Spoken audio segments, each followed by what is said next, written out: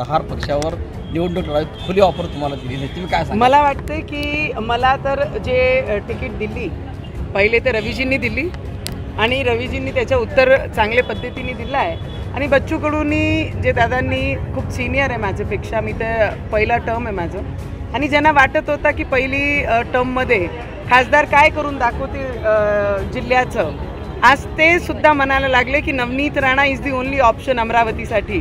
तर मला वाटते माझे कामाचं प्रतीक आहे, माझे कामाचं रिफ्लेक्शन आहे. तर त्यांना मनापासून धन्यवाद करते की जेही लोक 14मध्ये 19मध्ये विरोधात असून कामं केली आहे, आज जर ते म्हणायला लागले की नवनीत राणा हे फक्त ऑप्शन आमच्या अमरावतीचे विकासासाठी आहे, तर मला वाटतं आमचे गोरगरिबांचं, माझे मतदारांचा आशीर्वाद एवढा चांगले पॉझिटिव्हिटीनी आहे की विरोधकांना आता रांगेत उभे राहून आपले पक्षाचं ऑफर द्यायला लागले आहेत.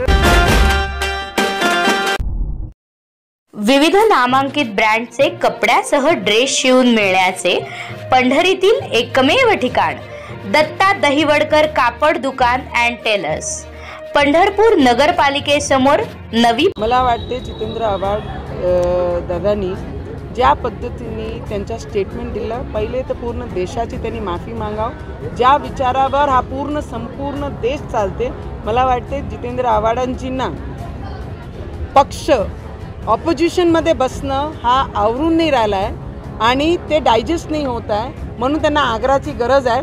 जर तिकीटची गरज पडली तर ते रवीजींना फोन करू शकतात, ते तिकीट त्यांना अवेलेबल करून देऊ शकतात. कारण की सायकेट्रिस्टना जे मेंटली अपसेट जे लोक झाले आहे त्यांच्यासाठी जे त्यांना ट्रीटमेंट पाहिजे ते आग्रामध्ये नक्की भेटेल.